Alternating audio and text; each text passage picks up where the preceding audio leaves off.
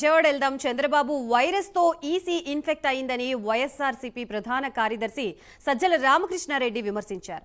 ఈవీఎంలో ఫలితాలు నిక్షిప్తమయ్యాక ఊహాగానాలతో లాభం ఏంటని ప్రశ్నించారు. పోస్టల్ బ్యాలెట్ లో ఓట్లు తమకే పడ్డాయని టీడీపీ ప్రచారం చేసుకుంటోందని సజ్జల మండిపడ్డారు. 10 నుంచి 15 రోజులుగా మాచర్ల సెంటర్ గా టీడీపీ ఎల్లో మీడియా గందరగోళం సృష్టిస్తోంది. పోలింగ్ కేంద్రంలోని పిన్నెల్లి వీడియో ఎలా బయటికి వచ్చింది? టీడీపీ నేతలు ఈవీఎంలు ధ్వంసం చేసిన వీడియోలు ఎందుకు బయటికి రాలేదు? కూటమి ఏర్పడిన తర్వాత ఈసీ వ్యవహార శైలి మారిందని సజ్జల అన్నారు. ఈసీ కక్ష సాధింపు ధోరణిలో వెళ్లాల్సిన అవసరం ఏంటని ప్రశ్నించారు. ప్రస్తుతం సజ్జల చేసిన కమెంట్స్ కు సంబంధించి మనకి పూర్తి అప్డేట్స్ ఇవ్వడానికి మా ప్రతినిధి రాజేష్ సిద్ధంగా ఉన్నారు. రాజేష్,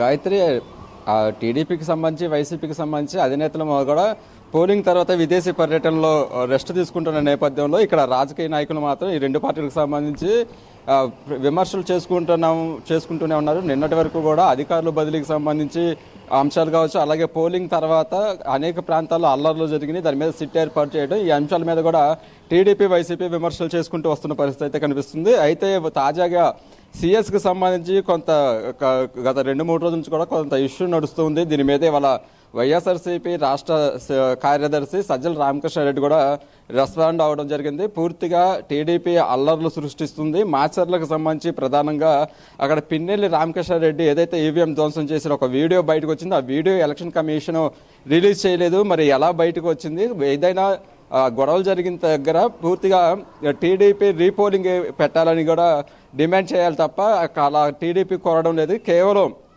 వైసీపీ అల్లర్లకు సంబంధించిన వీడియోస్ రిలీజ్ చేస్తున్నారు తప్ప టీడీపీ అల్లర్లు ప్రధానంగా సృష్టిస్తుంది. అక్కడ పూర్తిగా కూడా రీపోలింగ్ పెట్టమని టీడీపీ డిమాండ్ చేయలేని పరిస్థితిలో ఉంది. ఇవన్నీ కూడా కావాలని టీడీపీ ఆడుతున్న మైండ్ గేమ్ అంటూ కూడా సజ్జల రామకృష్ణారెడ్డి పూర్తి స్థాయిలో టీడీపీ మీద మండిపడుతున్న పరిస్థితులు అయితే ఉన్నాయని చెప్పుకోవచ్చు. పూర్తిగా మొన్నటి వరకు కూడా అధికారులు బదిలీ తర్వాత జరిగిన అల్లర్లతో పాటు అటు డీజీపీని కూడా మార్చడం జరిగింది. పూర్తిగా బీజేపీకి సంబంధించి టీడీపీ, బీజేపీ, జనసేన ఈ 3 పార్టీలు కూటమిగా ఏర్పడిన తర్వాత ఆంధ్రప్రదేశ్లో ఎలక్షన్ కమిషన్ అనేది ఏకపక్షంగా వ్యవహరిస్తుంది. టీడీపీ కోరిన అధికారులను బదిలీ చేస్తూ వస్తుంది.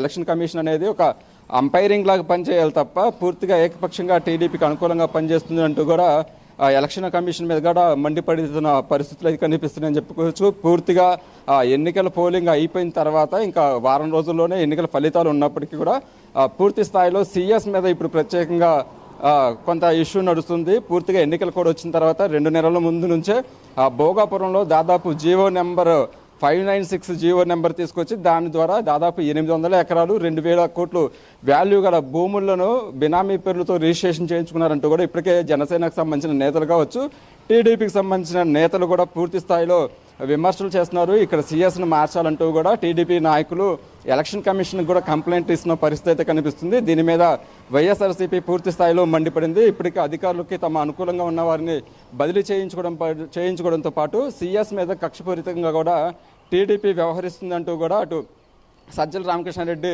ఫైర్ అయిన పరిస్థితి అయితే ఉంది. పూర్తిగా ఎలక్షన్ కమిషన్ కూటమి ఏర్పడిన తర్వాత బీజేపీకి అనుకూలంగా పనిచేస్తుంది. దానికి సంబంధించి కూడా అలా వ్యవహరించడం కరెక్ట్ కాదు.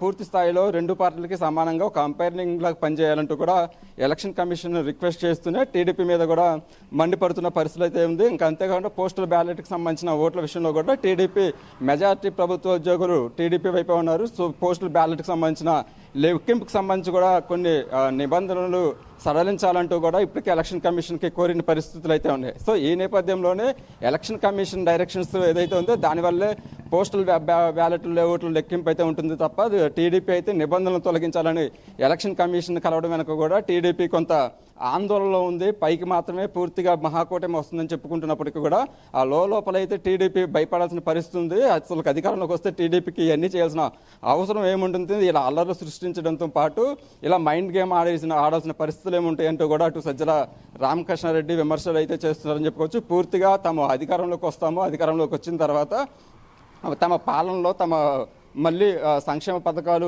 ప్రతి పేదవాళ్ళకి దక్కుతాయి. అలాగే ఏదైతే అల్లర్లకు సంబంధించి తమ పార్టీ తరఫున నష్టపోయిన బాధితులను కూడా పూర్తి స్థాయిలో ఆదుకుంటామంటూ కూడా సజ్జల రామకృష్ణారెడ్డి అటు పార్టీ క్యాడర్కి కూడా ఒక భరోసా ఇచ్చిన పరిస్థితి అయితే ఉంది. పూర్తిగా వారం రోజుల్లో ఎన్నికల ఫలితాలకు సంబంధించి ఉన్నప్పటికీ కూడా తాము సైలెంట్గా ఉన్నాం. ఎన్నికలు ఫలితాలు వచ్చిన తర్వాత తమ వేడుకలకి చేసుకుంటాము. ఏదైతే సోషల్ మీడియాలో వస్తున్న మాటలు కావచ్చు, కూటమి వస్తుంది, అలాగే టీడీపీ అధికార చంద్రబాబు సీఎం అవుతారంటూ వస్తున్న మాటలు కూడా పూర్తిస్థాయిలో బెట్టింగ్ కోసం ఇలా మౌత్ పబ్లిసిటీ చేస్తున్నారు తప్ప పూర్తిగా తమకు అధికారంలోకి వస్తామని పూర్తి స్థాయిలో నమ్మకం ఉంది. దానికి సంబంధించి ఇప్పటికే అటు వైజాగ్లో కూడా ప్రమాణ స్వీకారం చేస్తామంటూ కూడా ధీమాగా అయితే వైసీపీ నేతలు ఉన్న పరిస్థితి అయితే ఉంది. ఎలక్షన్ కమిషన్ మీద అయితే ప్రధానంగా దృష్టి పెట్టారు. ఎలక్షన్ కమిషన్ అనేది కౌంటింగ్కి సంబంధించిన రోజు కూడా పూర్తిగా నిష్పక్షపాతంగా పనిచేయాలి. అటు టీడీపీకి సంబంధించి ఏదైతే ఈ కూటమిలో టీడీపీ చేరిన తర్వాత అంటే బీజేపీ చేరిన తర్వాత ఎలక్షన్ కమిషన్కి చంద్రబాబు అనే ఒక వైరస్ పట్టుకుందంటూ కూడా పూర్తి స్థాయిలో అటు చంద్రబాబుతో పాటు ఎలక్షన్ కమిషన్ మీద కూడా మండిపడుతున్న పరిస్థితి అయితే ఉంది. ఆ వైసీపీకి సంబంధించి ఎన్నికల పోలింగ్ అయిపోయిన తర్వాత అటు పోలీసు అధికారుల మీద ప్రధానంగా విమర్శలు అయితే వస్తూ ఉన్నాయని చెప్పుకోవచ్చు. అల్లర్ల తర్వాత పూర్తి స్థాయిలో టీడీపీకి సంబంధించిన అనుకూలంగా కూడా పోలీసులు వ్యవహరించారు. దాని మీద కూడా ఇప్పటికే అనేక చోట్ల కేసులు ఫైల్ అయినాయి. అట్లాగే సిట్ ఏర్పాటు చేశారు. సిట్కి సంబంధించి కొన్ని సెక్షన్లు కూడా అందులో చేర్చాలంటూ కూడా సిట్ కూడా ఒక రిపోర్టును కూడా సీఎస్కి ఇవ్వడం జరిగింది. సో పూర్తి స్థాయిలో అయితే ఎలక్షన్ కమిషన్ ఏకపక్షంగా వ్యవహరించాలంటూ కూడా ఇప్పటికే సజ్జల రామకృష్ణారెడ్డి కూడా కోరుతున్న పరిస్థితి అయితే ఉంది. సీఎస్కి సంబంధించి ప్రధానంగా భూములు కుంభకోణం అనేది ఇప్పుడు వాళ్ళు ఆరోపిస్తున్నట్టు కూడా ఈ 2 నెలల్లో చేసే వ్యవహారం కాదు, కేవలం ఇది ఆరోపణలు మాత్రమే అంటూ కూడా అటు వైసీపీ చెప్తున్న పరిస్థితి అయితే ఉంది. మరోపక్క టీడీపీ జనసేన అయితే సీఎస్ను మార్చాలంటూ కూడా ఇప్పటికే టీడీపీకి సంబంధించిన అగ్రనేతలు కూడా ఎలక్షన్ కమిషన్కి లేఖలు రాస్తూ వస్తున్నారు. దాదాపు 800 ఎకరాలు భోగాపురంలో కబ్జా చేశారు. ఏదైతే